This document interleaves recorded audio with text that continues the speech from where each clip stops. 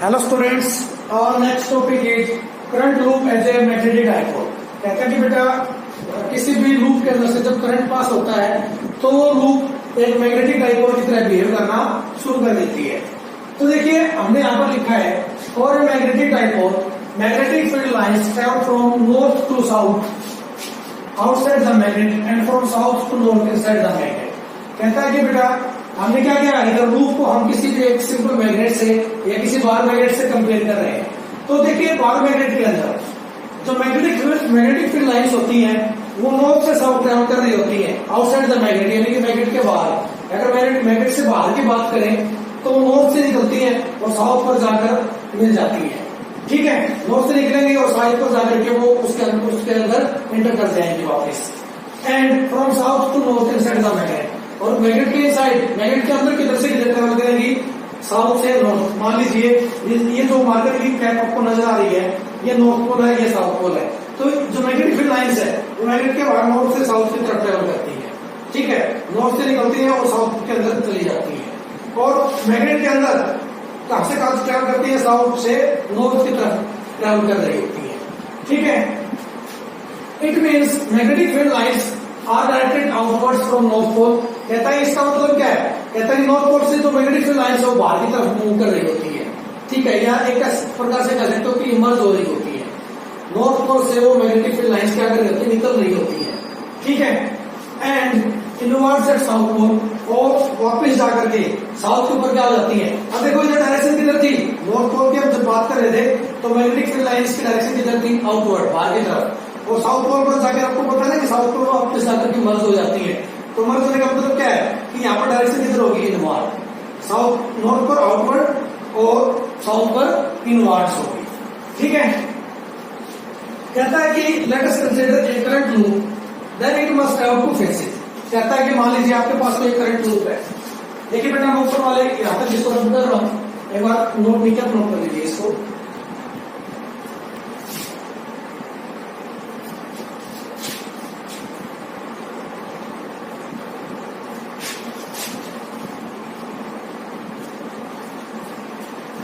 देखिए हमने लिखा है इधर late us consider a current loop. कहता है कि मान लीजिए आपके पास एक कोई करंट लूप है। ठीक है, इसको आप बोर्ड की प्लेन में भी मान सकते हो और कैसे भी कंसीडर कर सकते हो, आपकी मर्जी। Okay, then it must have two faces. तो इसके दो फेस होंगे बेटा, एक बाहर की तरफ और एक अंदर की तरफ, है ना। यानी कि एक बोर्ड से बाहर की तरफ जो आपको नजर आ रहा है और एक इसके बिल्कुल ठीक पीछे दूसरा फेस होगा। ये direction of current on one face is clockwise. कहता है कि मान लीजिए इसके एक फेस पर अगर करंट की डायरेक्शन क्लॉकवाइज है, then on another face it must be anticlockwise. तो दूसरे फेस पर इसकी डायरेक्शन कैसी होगी, एंटी क्लॉकवाइज होगी। ठीक है, तो देखिए मान लीजिए ये जो फेस आपको जो नजर आ रहा है, इस फेस पर करंट की डायरेक्शन मान लीजिए ये है, यानी कि एंटी क्लॉकवाइज है। ठीक है, तो जो आपको नजर आ रहा है, अभी जो फेस आपको नजर आ रहा है उसके ऊपर करंट की डायरेक्शन कैसी है, एंटी क्लॉकवाइज। तो इसके पीछे जो फेस होगा, ठीक है, उस पर ये डायरेक्शन। ठीक है, मान लीजिए ये लूप है, तो आपको कौन सा हिस्सा नजर आ रहा है जो मेरे से ऑपोजिट है, यानी कि आगे वाला। मैं इस लूप के पीछे खड़ा हूं तो उसके लिए डायरेक्शन कैसे हो जाएगी, क्लॉकवाइज। इधर के लिए एंटी क्लॉकवाइज है। ठीक है, इधर के लिए एंटी क्लॉकवाइज है, तो इधर वाले के लिए क्या हो जाएगी, क्लॉकवाइज। ठीक है, if we draw magnetic field lines around the different parts of these current loop, the magnetic field lines are directed inwards at the face over which current is in clockwise direction and outward from the face over which current is in anti-clockwise direction। देखिए बेटा कहता है कि मान लीजिए, तो ये पहले मैं इसको थोड़ा सा उससे कंपेयर करके दिखाता हूँ। ये मान लीजिए आपका क्या है, बार मैग्नेट है। ठीक है, ये हमने कोई बार मैग्नेट कंसीडर कर ली। तो ये मान लीजिए उस बार मैग्नेट का नॉर्थ पोल, ये उस बार मैग्नेट का नॉर्थ पोल है। ठीक है, तो मैग्नेटिक फील्ड लाइंस किधर होंगी बेटा, इधर आउटवर्ड डायरेक्शन में होंगी, यानी कि बाहर निकल रही होंगी। ठीक है, और आपको पता है कि मैग्नेटिक फील्ड लाइंस नॉर्थ से निकलती हैं और साउथ पर मर्ज हो जाती है। तो साउथ पर जाने के बाद उनकी मैग्नेटिक फील्ड की डायरेक्शन क्या हो जाएगी, इनवर्ड्स। ठीक है, नॉर्थ पर आउटवर्ड्स है, साउथ पर इनवर्ड्स है। ये मान लीजिए आपका क्या है, साउथ पर। ओके, तो अब देखिए बेटा यहाँ पर तो ऑब्वियसली बात है, समझ लेना कि जिधर मैग्नेटिक फील्ड लाइंस बाहर निकल रहा हो, जिधर मैग्नेटिक फील्ड लाइंस क्या हो रही हो, बाहर निकल रही हो, तो वो क्या है, नॉर्थ पोल है। ठीक है, तो मैं क्या करूं बेटा, अगर इस पे मैं अपनी उंगलियों को, ठीक है, ये मान लीजिए मेरी फिंगर्स हैं, इन फिंगर्स को मैं करंट की डायरेक्शन में कर्ल करता हूं, यानी कि एंटी क्लॉकवाइज डायरेक्शन में कर्ल करता हूं, तो करंट डायरेक्शन जो सॉरी मैग्नेटिक फील्ड डायरेक्शन किधर होगी, इधर।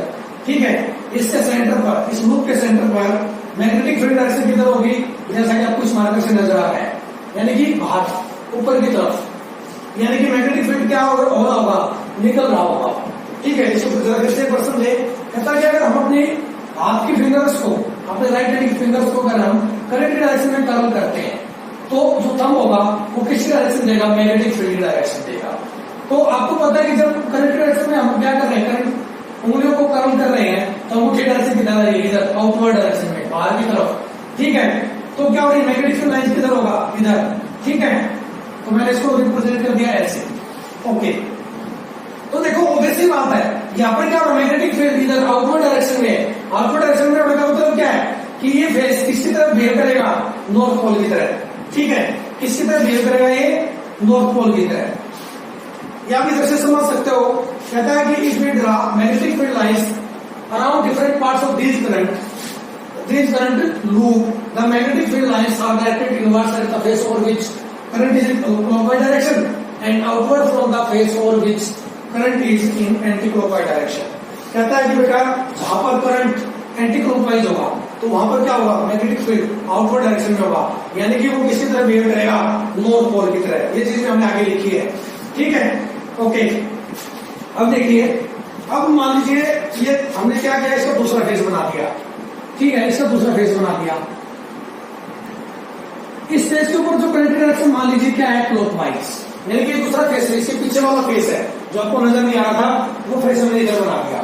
तो अब देखिए बेटा, इधर मैग्नेटिक फील्ड, अब हम अपने हाथ की उंगलियों को अगर करंट की डायरेक्शन में कर्ल करते हैं, ठीक है, तो अब करंट किधर जा रहा है, इधर है ना, मेरी उंगलियों की डायरेक्शन में करंट जा रहा है, तो मैं अगर उस साइड कर्ल करता हूँ राइट हैंड की उंगलियों को, तो जो थंब होगा वो मैग्नेटिक फील्ड डायरेक्शन देगा, और थंब आपको किधर नजर आ रहा है, इनवर्ड डायरेक्शन में, अंदर की तरफ, इधर नजर आ रहा है, अंदर की तरफ। तो ऑब्वियसली बात है, ये किसकी डायरेक्शन देगा, सॉरी, ये इसका जो ये फेस है किसकी तरह बिहेव करेगा, साउथ पोल की तरह बिहेव करेगा। ठीक है, एक तरीके से ये समझ सकते हो। दूसरा ये भी है, जैसा कि हमने इधर लिखा है, हम क्या करें, मान लीजिए ये डायरेक्शन है, ठीक है, इसको ऊपर मैग्नेटिक फील्ड लाइंस की डायरेक्शन में क्या करूँ, राइट हैंड रूल से क्या करता हूँ, करंट की डायरेक्शन में हमको रखता हूँ, तो उंगलियां जो है मेरी, ठीक है, किस डायरेक्शन दे रही है, मैग्नेटिक फील्ड की। तो ये मान लीजिए ये जो डायरेक्शन दी है इसकी मैग्नेटिक फील्ड की, और ये देखो इधर ध्यान देना, जब मैं अंगूठे को किस डायरेक्शन में रख रहा हूँ, करंट की डायरेक्शन में रख रहा हूँ, तो उंगलियां किधर एक्सप्रेस कर रही है, बाहर की तरफ। ठीक है, उसी डायरेक्शन में, इस डायरेक्शन में, तो उंगलियां भी आउटवर्ड डायरेक्शन में बता रही है कि मैग्नेटिक फील्ड किधर है, आउटवर्ड डायरेक्शन में, बाहर की तरफ है। ठीक है, अगर मैं इस जगह की बात करता हूँ तो इधर भी मैग्नेटिक फील्ड की डायरेक्शन किधर से किधर होगी। ठीक है, अब करंट की डायरेक्शन ये है, ठीक है, मैग्नेटिक फील्ड की डायरेक्शन किधर आ रही है, बाहर की तरफ, आउटवर्ड डायरेक्शन में। ठीक है, किधर आ रही है बेटा, इधर आउटवर्ड डायरेक्शन में, इधर। समझ में आ गई बात। तो अगर फिर ये करंट जाके किधर चला जाएगा, इधर। अगर यहाँ पर मैं बात करूं, इस फेस की बात करूं, तो करंट डायरेक्शन थंब रखी है, उंगलियां फिर किस चीज को रिप्रेजेंट कर रही है, मैग्नेटिक फील्ड लाइंस को, राइट हैंड थंब रूल के अकॉर्डिंग। ठीक है, तो अब इसका मतलब क्या, मैग्नेटिक फील्ड लाइंस किधर आ रही है, बाहर की तरफ, आउटवर्ड यानी कि। ठीक है, तो हो गया ना, इसकी तरफ बिहेव किया दोबारा से, नॉर्थ पोल की तरह। तो आप मर्जी आपकी, कौन सा रूल लगाइए, राइट पाम रूल लगाइए, तो राइट हैंड थंब रूल लगाइए। ठीक है, ओके, इस केस को भी देखते हैं। चलिए, इस केस में अगर मैं बात करता हूं तो देखिए करंट की डायरेक्शन उधर है। ठीक है, करंट की डायरेक्शन तब वो रखता तो उंगलियां किधर जा रही है, इनवर्ड, अंदर की तरफ। ठीक है, तो अगर मैग्नेटिक फील्ड लाइंस कुछ इस तरह से होगी और उनकी डायरेक्शन कुछ इस तरह से होगी, तो ये किधर जा रही है, इनवर्ड, अंदर की तरफ, यानी कि मैग्नेटिक फील्ड डायरेक्शन इधर है, अंदर की तरफ, उस साइड, बोर्ड के उस साइड जा रही है, पीछे की तरफ कह लीजिए। ठीक है, तो कहने का मतलब किसी फेस पर देख लेना, जिस भी फेस पर आप राइट थंब रूल लगाएंगे तो मैग्नेटिक फील्ड लाइन की डायरेक्शन किधर होगी। अगर इस फेस की मैं बात करता हूं, ठीक है, तो ये देखिए इधर ये थंब है, करंट डायरेक्शन में जो उंगलियां वो अंदर की तरफ जा रही है, यानी कि इधर भी करंट डायरेक्शन क्या है, inverse. It means face over which current is in clockwise direction, behaves like south pole. कहता है इसका मतलब क्या हुआ, कहता है वो फेस जिसके ऊपर करंट की डायरेक्शन क्लॉकवाइज है, किसकी तरफ बिहेव करेगा? साउथ पोल की तरफ, जैसा कि मैंने थोड़ी देर पहले आपको इधर डायग्राम से समझाया। And the face over which current flows in anticlockwise direction behaves like north pole. और कहता है कि बेटा जो क्या कहते हैं, मैं उसको सॉरी लूप का जो फेस, जिस फेस के अंदर करंट किस डायरेक्शन में होगा? एंटी क्लॉकवाइज डायरेक्शन में होगा, वो किसकी तरह बिहेव करेगा? नॉर्थ पोल की तरह। ठीक है, तो कहने का मतलब क्या है कि आप इसके अंदर देखिए बेटा, आउटवर्ड डायरेक्शन में, आउटवर्ड को मैं रिप्रेजेंट नहीं कर सकता ऐसे करके, तो या तो मैं इसको ऐसे रिप्रेजेंट करूंगा या इस प्रकार से रिप्रेजेंट करूंगा। ठीक है, तो कुल मिलाकर कहने का मतलब कि किसी सेगमेंट का करंट देखिए, किसी भी लेंथ एलिमेंट के लिए करंट देखिए, सॉरी मैग्नेटिक फील्ड देखिए, किसी भी लेंथ एलिमेंट की वजह से मैग्नेटिक फील्ड देखिए किधर होगा? आउटवर्ड डायरेक्शन में। ठीक है, तो इसका मतलब क्या हुआ कि ये जो लूप है ये किसकी तरह बिहेव कर रहा है? एक मैग्नेटिक डाइपोल की तरह बिहेव कर रहा है। किस तरह बिहेव कर रहा है? मैग्नेटिक डाइपोल की तरह बिहेव कर रहा है। ठीक है, जो मैग्नेटिक फील्ड यहाँ पर प्रोड्यूस होगा उसकी स्ट्रेंथ कितनी होगी? ठीक है, उसको हम किस चीज से रिप्रेजेंट करते हैं?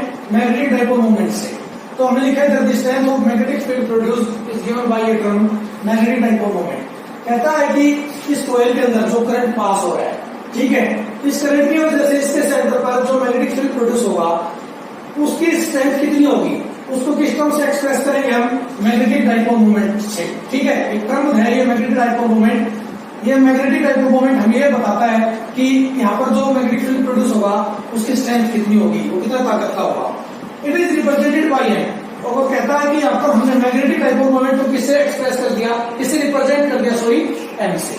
ठीक है, तो देखिए बेटा, जो मैग्नेटिक डाइपोल मोमेंट है, जो मैग्नेटिक डाइपोल मोमेंट है इस लूप के अंदर, वो दो चीजों पर डिपेंड करेगा। किस पे डिपेंड करेगा? ये तो करंट के ऊपर, इस कॉइल के अंदर से करंट कितना पास हो रहा है। ठीक है, तो magnetic dipole moment is directly proportional to I, यानी कि इसके अंदर जो करंट पास हो रहा है उसका डायरेक्टली डिपेंड करेगा। दूसरी बात, मैग्नेटिक डाइपोल मोमेंट इस कॉइल के एरिया पर भी डिपेंड करेगा।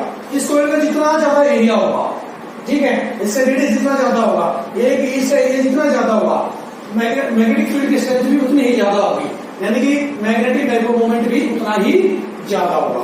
फिर से देखिए एक बात, कहता है एक तो मैग्नेटिक डाइपोल मोमेंट किस पे डिपेंड करेगा?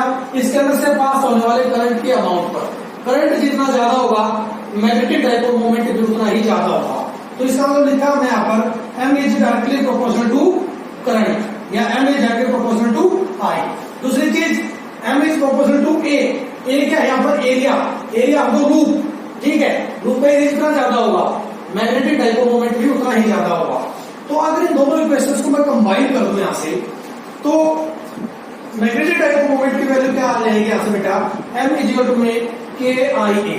ठीक है, के क्या है यहाँ पर? कांस्टेंट। के क्या है यहाँ पर? कांस्टेंट। और इन एसआई सिस्टम या इन एसआई यूनिट्स के की वैल्यू कितनी है यहाँ पर? 1। तो इसको लिखिए ना लिखिए कोई फर्क नहीं पड़ना, तो एम क्या हो जाएगा? आई इंटू में ए। ठीक है बेटा, तो मैग्नेटिक डाइपोल मोमेंट क्या है? It is the product of current and area of the loop. ठीक है, देख सकते हो magnetic dipole moment is defined as, लिख लीजिएगा, magnetic dipole moment is defined as it is the product of current flowing through the loop and area of the loop. या simply कह सकते हो it is the product of current and area of the loop. ठीक है बेटा, current और area का जो प्रोडक्ट होगा वो क्या कहलाएगा? Magnetic dipole moment. So magnetic field strength at a distance x on the axis of a loop। कहता है कि मान लीजिए, अब कल हमने पिछले लेक्चर के अंदर क्या किया था कि मान लीजिए लूप है, इस लूप के सेंटर से एक एक्सिस पास हो रही है, उस एक्सिस पर हम लोग पॉइंट कंसीडर करते थे और उस पॉइंट पर इस लूप की वजह से कितना मैग्नेटिक फील्ड होगा ये हमने वहां डिराइव किया था। ठीक है, तो कहता है कि जब x is very very large as compare to radius of loop, कहता है कि जब x की वैल्यू, यानी कि मान लीजिए ये क्या थी आपकी, वो एक्सिस थी, और ये जो डिस्टेंस थी इसके सेंटर के बीच की डिस्टेंस और उस पॉइंट की डिस्टेंस जहां पर हम मैग्नेटिक फील्ड फाइंड आउट कर रहे थे।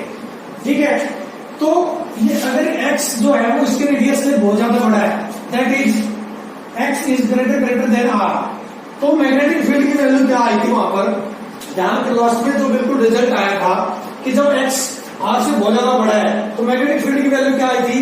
म्यू नॉट 2ia अपॉन 4 पाई x क्यूब। ठीक है, क्या था आपको ध्यान होगा ना कि r² प्लस में x² पूरे का अंडर रूट था और उसकी पावर दे दी 3/2। ठीक है, तो वो कट पिट के क्या आ गया था, वहां पर क्या बचेगा r² प्लस x² की पावर 3/2 था।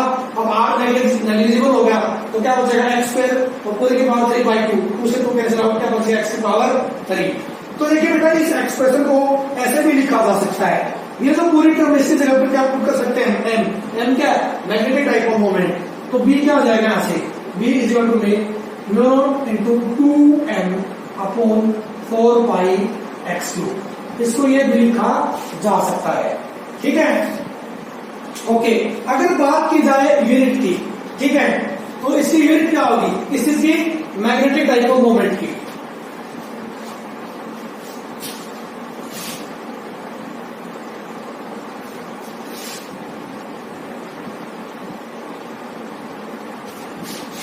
ऐसा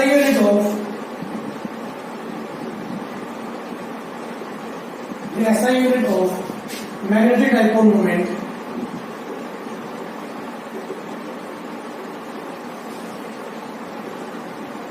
इज, इसकी ऐसा यूनिट क्या होगा बेटा, देखिए करंट की यूनिट क्या होती है, करंट की यूनिट क्या होती है एम्पियर। ठीक है, एम्पियर, और एरिया की यूनिट क्या होती है मीटर स्क्वायर। ठीक है, तो अगर आपसे डाइपोल मोमेंट की ऐसा यूनिट पूछ ली जाए तो कितनी लिखोगे, एम्पियर मीटर स्क्वायर। ठीक है, तो ये था आज का टॉपिक, और हमने इधर बता दिया कि इधर मैग्नेटिक फील्ड की जो डायरेक्शन होगी, ठीक है, उसको किस चीज से रिप्रेजेंट करेंगे हम, राइट हैंड थंब रूल से। ठीक है, या राइट हैंड पाम रूल से मैग्नेटिक फील्ड की डायरेक्शन यहाँ पर हमने निकाली है, और ये रूल्स हम पहले भी लिखवा चुके हैं। ठीक है, तो आज के लेक्चर में इतना ही। Thank you very much.